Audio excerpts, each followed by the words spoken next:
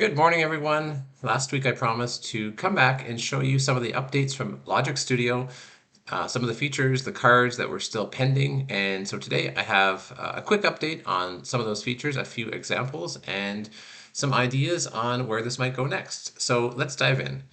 So I have a blank canvas open here, and I'm going to expand out my tool menu. And last time, there were a few of these items grayed out. The first one I'm going to show you today is model. So the idea with a model is you can bring in any large language model from any of the supported providers that I identified, and you can bring in your own API key. That means that when any request is created, it actually sends that request to the large language model provider that utilizes your tokens, and it gets logged in against your statistics and your use. And so that way you can bring in any subscription model that you like, and you can even explore and experiment with different models that I have not yet brought into the Logic Studio platform. So to show you how to do that really quickly, you just click on the model icon there, and then you can click Add Model. And right now, the code base supports any of these 6 providers. So OpenAI, Google Gemini, Anthropic, Grok, Mistral, and Azure AI. And the top 5 are all similar in that they take a model and an API key. And if you're using Azure AI, then you also have to provide an endpoint URL. So that's the only difference there. So you can very quickly go in. Let's say we're going to pick OpenAI. If you have your own API key, you can go into the platform.openai.com for your account. You can see that all of the various models that are available, and then you can go into your own settings and click API key, and you can just create a new secret key. So this is going to be my Logic Studio test key, and I'm going to pick a project, default project, and then I'm going to, and you can set specific permissions if you want, different models or capabilities or whatever. I'm just going to say all, and I'm going to create a secret key. And now with this secret key that I copy, I can bring that in here, enter that as my API key, and then I can pick my model. So what model I might want to use here. So I have a list of models, model overview. There's a whole list. They actually have a specific name. Let's look at their specific name. So you have to bring in the, you can bring in the model name here, right? So this is the specific model name. So GPT-4o, for example. I'll bring in, maybe I'll bring in O1 mini here. So I can bring that model in here. So copy the model name. So there's the model name, and I'll give it a nickname. I'll call it O1 mini tester, right? And once you create your own model, you can leave it on the canvas, and anywhere that you use that model, like a chat window or one of your agents, they can all access that model now. And O1 mini is a slower model, so I'll just say hi, and it should respond to me in a second. There we go. And you can see that we can use it here. Tell me a story about cheese, and your agent can use that model now. So that's super handy. This means that I could actually save this canvas, so just download it. I could save this canvas, and then whenever I want this as a starting point, I have the model built in. I can add as many models as I like for as many different providers, so I could put in my Gemini name, call this Google, or Gemini 2 or whatever, put in the model name, put in the API key, and so forth. And so I can build in as many of the models as I want, and once I actually have it populated here, that model becomes available. So I can use any of those providers, any model from any of those providers, and I should be able to get up and running. So if you have a favorite model that you like to use and it's not part of the test site that I have set up at LogicStudio.ai, absolutely bring in your own API key and test it out, and you should be off to the races. A major component added was the GitHub component. So one of the users, Hattie, came and sent me a message, thank you Hattie, and said, wouldn't it be great if you could actually tie in an entire GitHub repository or several repositories and have your large language models go through and parse that. So now you can absolutely do that. You can come in here and you put in the repository owner, repository and branch are what's required. And this will load in the entire repository. So this is the Logic Studio repository. You can expand out any of these elements, and if you click on a folder, it will load in that file content and create a socket, which means that automatically, for example, your large language model could tap into that. So tell me about this component. And let's see what it says. So it can create a component. So it's analyzing real-time JS.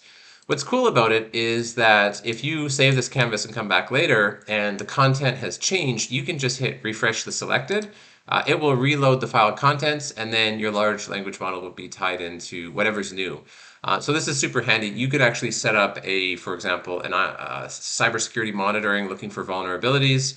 You plug it into the different parts of the repository that you're interested in, and then you could have it do a complete deep analysis of every single component in there. And then whenever the repository changed, you're able to get the whole analysis done. You can do it with user documentation, test scripts, whatever you want to do. You could even do repo to repo analysis, looking at what's different if you had like different branches, for example. So you could do a diff on two different branches and have it write you a change release notes.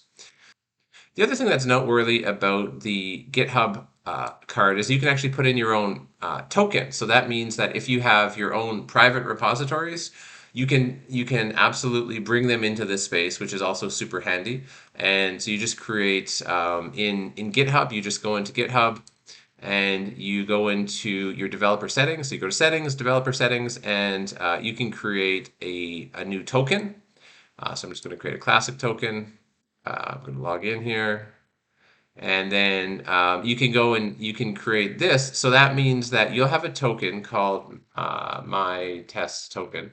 And it'll be good for whatever, 7 days. And you will be able to have it read your own private repo if you want. Bring that code in, have the large language model attack it using your own API key, and then do that kind of analysis on your own private repos as well. So, and you can bring in as many GitHub things as you want. So we could even bring in, for example, like Facebook, React. I think that's the repository. And there, we just brought in the entire code base for React. Another thing that I added was the API card. So the API card is super powerful as well. An API, if you're not familiar with it, you can do a little bit of reading on it. It's an application programming interface. And that essentially is the protocol that websites and backend systems use to communicate back and forth. And most services that you would subscribe to or utilize will have an API. And that means that you can systematically or programmatically attach to the backend service and retrieve data or update data or delete data without going through a user interface. And so with that here, you can have a URL. So you could have whatever site you're working with. APIs have a method, a get, post, put, patch, and delete are the common methods. You can provide a bearer token. So that means that you can have a secret token that is granted to you by that site that you submit and that it authenticates as you, sort of like a computer system username and password all in one. And then you can have a payload, which would be the values that you send in. So you might have different values that you're submitting. And then what happens is you can execute that API request, and then you get the results back. So the results will come into success, which is output 1, or failure, which is output 2. And I created a little example of that, this weather forecast and heat loss calculation canvas. So I'm tapping into this site called Pirate Weather, which is scraping weather data from a whole bunch of different sites. And I'm just passing in the method, which is get, and I'm passing in a bearer token.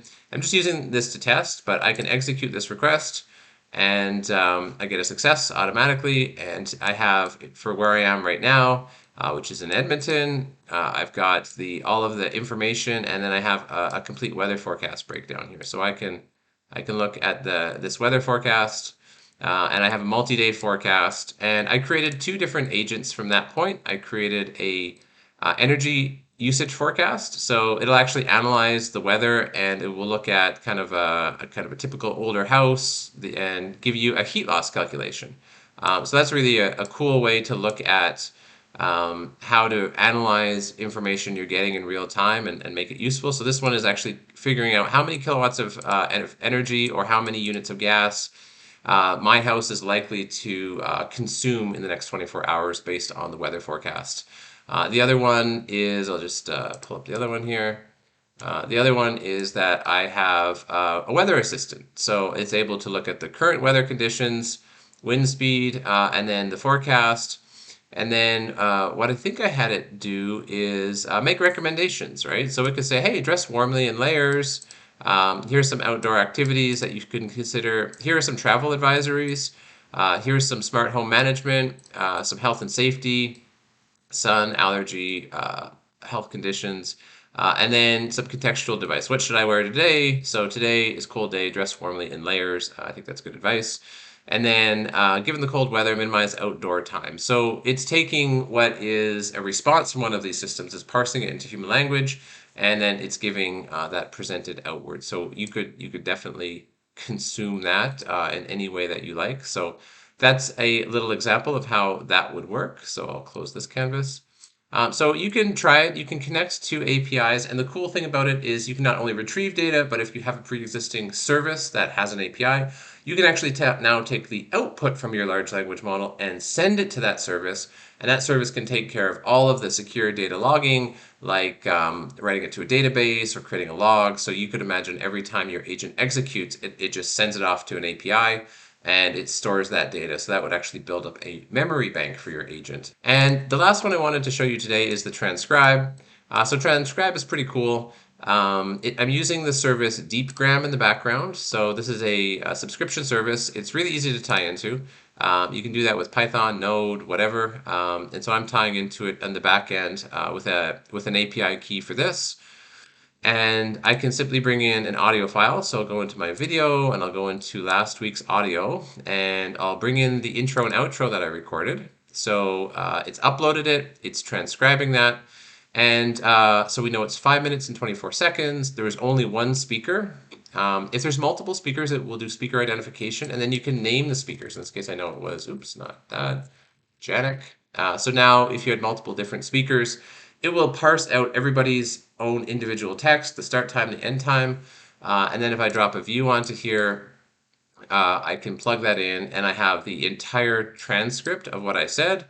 And so there we go. That's what I said in the last video.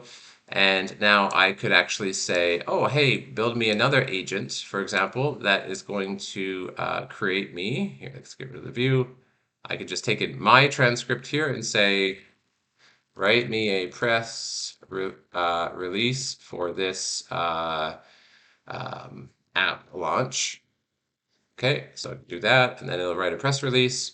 And I can also make another one that'll say, hey, extract out the key messages into a JSON array for future analysis. So if I wanted to actually keep what my key messages were, I could do that. So it's actually going to write out that. So let me collapse this, and we'll collapse that. I'll drop a couple of views onto the screen. So view 1, view 2. So this is going to be what the key messages are. So it creates a whole inventory of key messages. So what is it? It's an introduction. So it's extracted out what it thinks the most important key messages are. And then here's a press release based on that audio. So it's building me a nice little press release draft for me to look at with a link and a call to action and some next steps there. And for example, if I had an API that was going to save these key messages, like I might have like HTTPS key messages API, whatever. If I had a web service, I could post those key messages onto that service directly right here. Drop them into the payload input, and then this would be the payload that I am sending through. So obviously it failed because that's not a real website. But in this case, this is what it would have sent through into the background. So it would have sent an array of segments in, and I could have saved that to the database. So those are the major changes.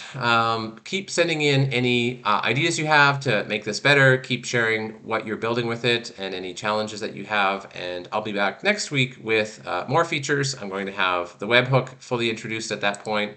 So that's everything. Thank you so much for your time, and have fun with it, and happy building.